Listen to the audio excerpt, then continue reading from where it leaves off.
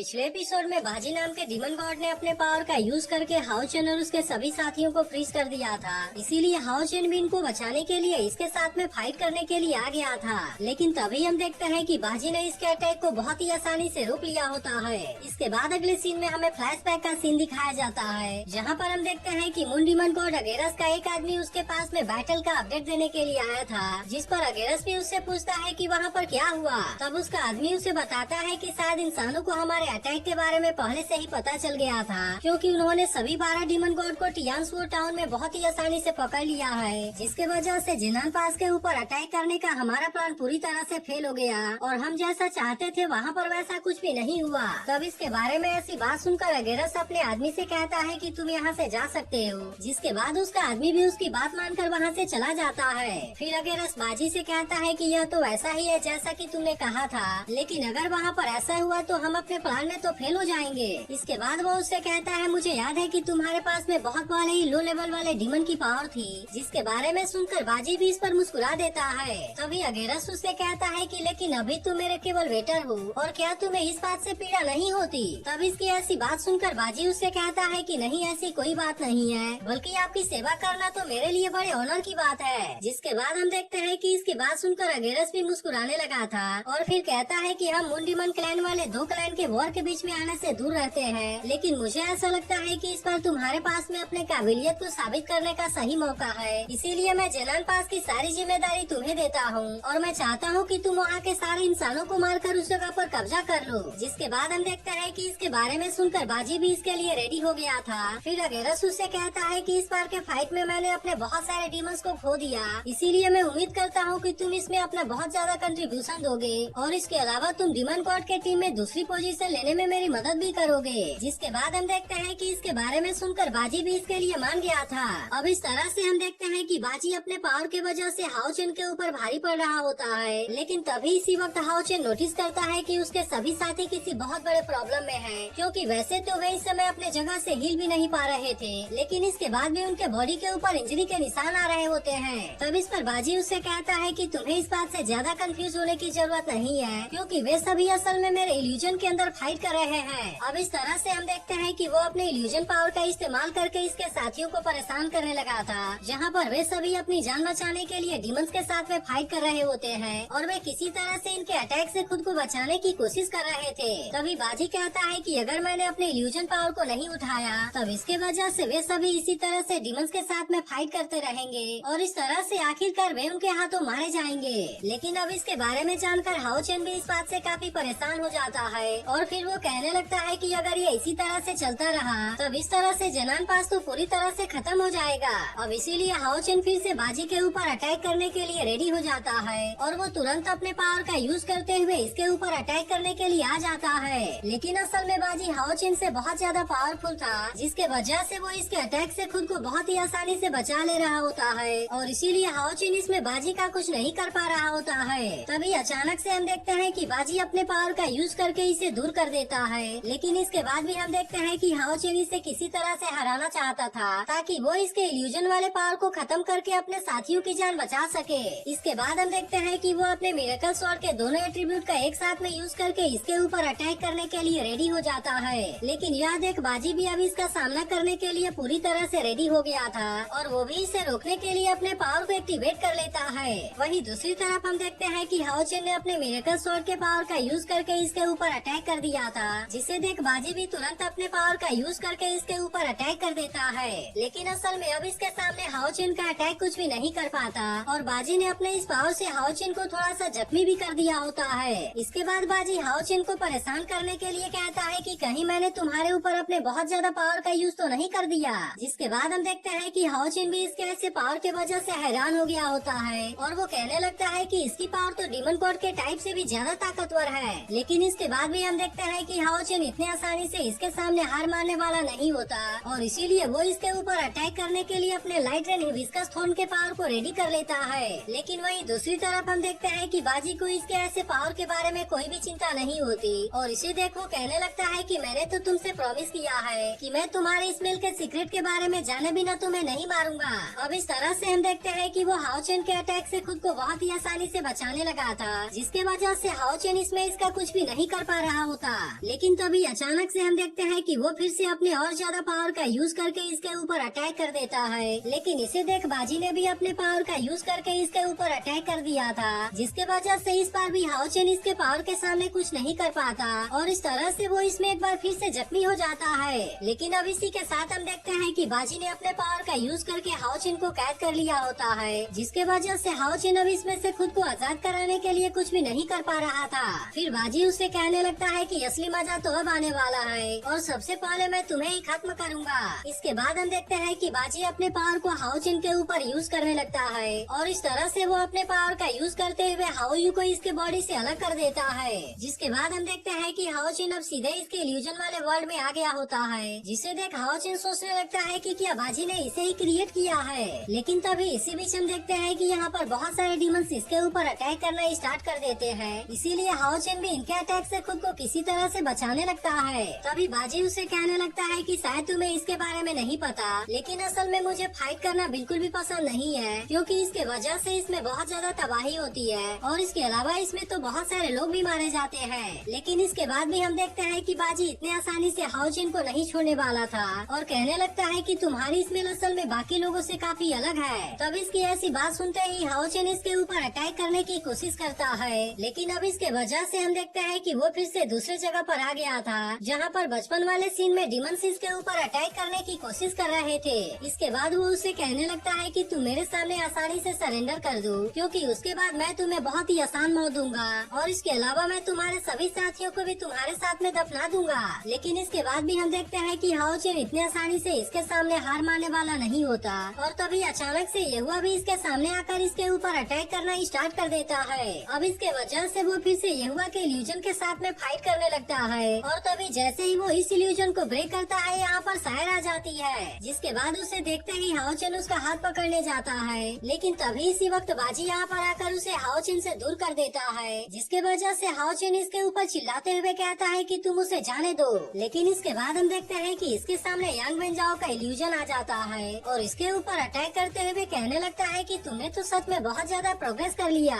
लेकिन इसके बाद भी असल में ये काफी नहीं है और इसीलिए तुम्हें तो अभी बहुत सारे लाइफ एक्सपीरियंस को हासिल करना है। अब इस तरह से हम देखते हैं कि हाओ चेन इसके इल्यूजन में बहुत बुरे तरीके से फंसता ही जा रहा था, क्योंकि यहाँ पर कोई भी चीज इसके कंट्रोल में नहीं होती। लेकिन अब इसी के साथ हम देखते हैं कि बाजी ने इसे अपने पावर में बहुत बुरे तरीके से कैद कर लिया था और अब इस तरह से वो इसके सोल के अंदर देखने की कोशिश करता है। लेकिन तभी अचानक से वो हाओ यू को देख काफी डर जाता है, जिसके बाद हम देखते हैं कि हाओ चेन के बाकी साथी भी यहाँ पर इसके ऊपर अटैक करने लगे थे और अब इस बात से वह पूरी तरह से हैरान हो जाता है। फिर वो कहने लगता है कि आखिरकार ऐसा कैसे हो सकता है और तुम्हारे सोल के अंदर ये सभी लोग कैसे आ गए। लेकिन अब इस तरह से हम देखते हैं कि इन सभी ने अपने पावर का यूज करके इसके ऊपर अटैक करना स्टार्ट कर दिया था, इसीलिए बाजी भी किसी तरह से इसके अटैक से खुद को बचाने लगता है। तभी अचानक से हम देखते हैं कि सायर भी अपने पावर का यूज करके इसके ऊपर अटैक करने के लिए आ गई थी, इसीलिए बाजी भी अपने वेपन का यूज करते हुए इसके अटैक को रोक लेता है। लेकिन तभी हम देखते हैं कि सायर अपने ओवरलोड वाले पावर का भी यूज करने लगी थी और इसके अलावा मैगडल ने अपने आप को डीमन एम्परर के बीच के रूप में चेंज कर लिया था। अब इसे देखते ही बाजी कहने लगता है कि यह तो इम्पॉसिबल है और तभी अचानक से हम देखते हैं कि हाओ चेन अपने असली रूप में आते हुए इसके ऊपर अटैक कर देता है। अब इस तरह से हम देखते हैं कि वो बाजी को जख्मी करते हुए इल्यूजन से बाहर आ गया था, जिसके बाद बाजी उसे कहने लगता है कि तुम्हारे पास में भी वो जानी पहचानी सी स्मेल कैसे है, क्योंकि ये स्मेल तुम्हारे पास में होना तो पूरी तरह से इम्पॉसिबल है। लेकिन अब इसी के साथ हम देखते हैं कि वो भी गुस्से में इसके ऊपर अटैक करने लगा था और फिर कहने लगता है कि यह तो काफी इंटरेस्टिंग है। अब इस तरह से यहाँ पर इन दोनों के बीच में बहुत ही शानदार फाइट होने लगती है, जहाँ पर हम देखते हैं कि बाजी इसके साथ में फाइट करने के लिए काफी एक्साइटेड था और इसीलिए वो अपने पावर का यूज करके हाओ चेन के ऊपर लगातार अटैक करने लगता है। अब इसके वजह से हम देखते हैं कि हाओ चेन भी इसके सामने ज्यादा कुछ नहीं कर पाता और बाजी के पास में ज्यादा ताकत होने की वजह से वो इसके ऊपर भारी पड़ने लगता है। लेकिन तभी इसी वक्त हम देखते हैं कि यातिंग भी इसकी मदद करने के लिए यहाँ पर आ गई थी और फिर वो हाओ चेन से कहने लगती है कि मास्टर आपको कुछ हुआ तो नहीं। लेकिन वही दूसरी तरफ हम देखते हैं कि बाजी को इस बात से बहुत ज्यादा मजा आ रहा था,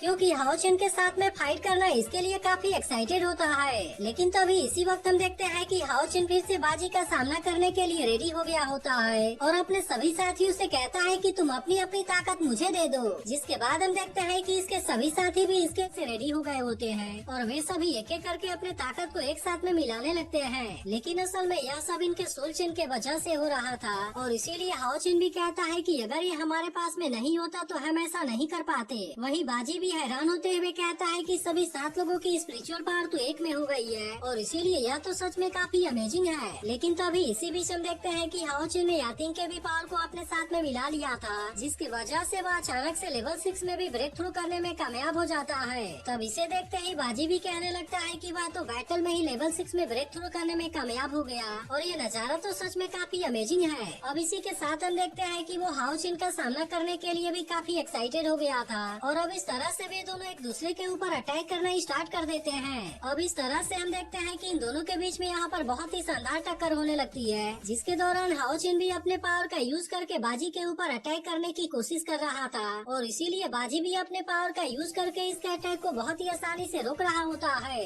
लेकिन इसके बाद भी हम देखते हैं कि हाओ चेन की पावर पहले से कई गुना बढ़ गई थी, जिसके वजह से वो बाजी के ऊपर भारी पड़ता हुआ नजर आ रहा था। लेकिन तभी अचानक से हम देखते हैं कि बाजी भी अपने मुंडी मन के पावर का यूज करना स्टार्ट कर देता है, जिसके वजह से आप पूरी जगह एक ही पल में चेंज हो जाती है और बाजी उससे कहता है मैंने कभी नहीं सोचा था कि इंसान भी इतने ज्यादा इंटरेस्टिंग होंगे। अब इतनी बात कहने के बाद वो अपने पावर का यूज करके इसके ऊपर अटैक करना स्टार्ट कर देता है और कहने लगता है कि भले ही तुम लेवल 6 में ब्रेक थ्रू कर चुके हो, लेकिन आखिरकार इसके बाद भी तुम इस तरह से मेरे सामने कितने समय तक टिक पाओगे। अब इस तरह से हम देखते हैं कि बाजी अपने पावर का यूज करके हाओ चेन के ऊपर अटैक करने लगा था, जिसके बाद हाओ चेन भी कहने लगता है कि इस तरह से मेरे पास में और 30 सेकंड का टाइम बचा हुआ है और इसीलिए वो फिर से अपने पावर का यूज करके बाजी के ऊपर अटैक करने जाता है। लेकिन यह देखते ही बाजी उससे कहता है कि क्या तुम अभी भी मेरे साथ में फाइट करना चाहते हो, और इतनी बात कहने के बाद वो तुरंत अपने चेन का यूज करके इसके तलवार को छीन लेता है। लेकिन तभी हम देखते हैं कि हाओ चेन हान्यू के लाइट स्वॉर्ड को यूज करने के लिए रेडी हो जाता है, इसीलिए तुरंत उसने इसके पावर को भी एक्टिवेट कर लिया था और इसके बाद वो इसमें अपने होली लाइट टेक्निक का यूज करते हुए इसके ऊपर अटैक कर देता है।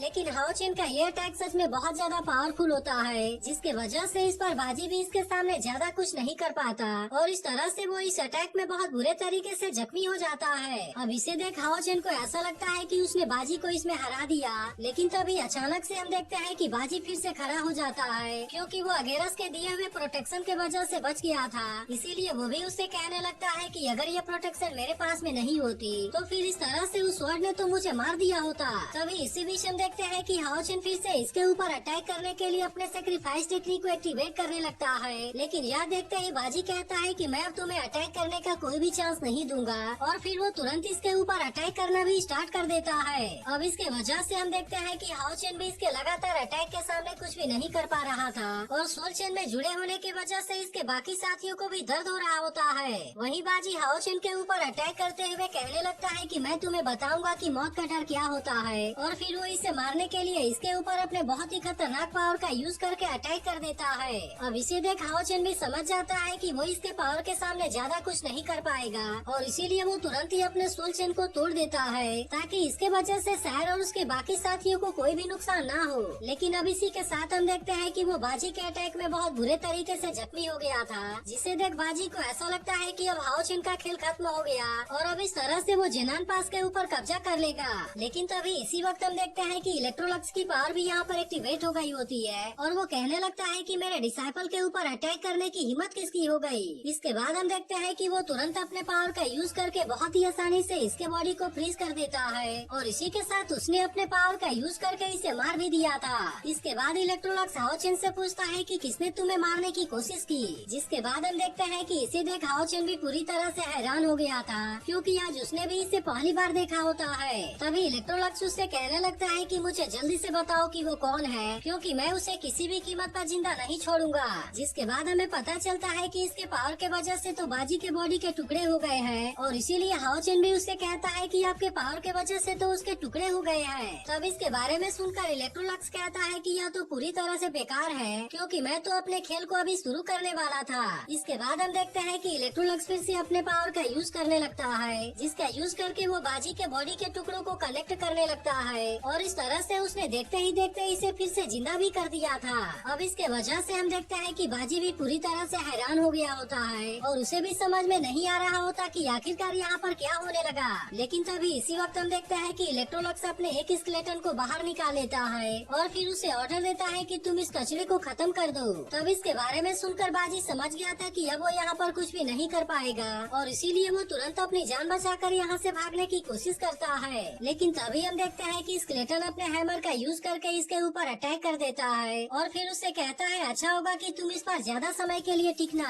अब इतनी बात कहने के तुरंत बाद वो स्केलेटन इसके ऊपर अटैक करना स्टार्ट कर देता है, जिसके वजह से हम देखते हैं कि बाजी भी इसके ताकत और स्पीड के सामने कुछ भी नहीं कर पा रहा था और वो स्केलेटन इसके ऊपर बहुत ही खतरनाक तरीके से अटैक करना स्टार्ट कर देता है। अब इस तरह से उसने इसके ऊपर अटैक करते हुए एक दूसरे प्लेनेट के ऊपर भेज दिया था और फिर वो जैसे ही अपने हैमर से अटैक करता है इसके टुकड़े टुकड़े हो जाते हैं। वहीं दूसरी तरफ हम देखते हैं कि हाओ चेन भी इसे देख रहा था और इसके ऐसे ताकत और पावर को देख वह भी पूरी तरह से हैरान हो गया होता है। तभी इलेक्ट्रोलक्स उससे कहता है कि मैं तुम्हारे लिए अपने कॉन्शियसनेस के एक अंश को इटर्नल टावर में छोड़ गया था क्योंकि मुझे ऐसा लग रहा था कि तुम किसी बहुत बड़े खतरे में आने वाले हो, लेकिन असल में अब तो मैं सोने के लिए जा रहा हूँ, इसीलिए मैं चाहता हूँ कि तुम जल्दी से टावर के टॉप पर पहुँच जाओ और इस तरह से वहाँ पर तुम मुझे जगा दो। इसके बाद हम देखते हैं कि इलेक्ट्रोलक्स की पावर फिर से लॉकेट के अंदर चली जाती है, लेकिन अब इसके असर के वजह से बाजी के सारे पावर भी खत्म हो गए थे और फिर इसीलिए हाओ चेन के सभी साथी इसमें से आजाद हो जाते हैं। फिर वे सभी हैरान होते हुए कहने लगते हैं कि उसने तो अकेले ही लेवल 8 वाले मून डिमन को हरा दिया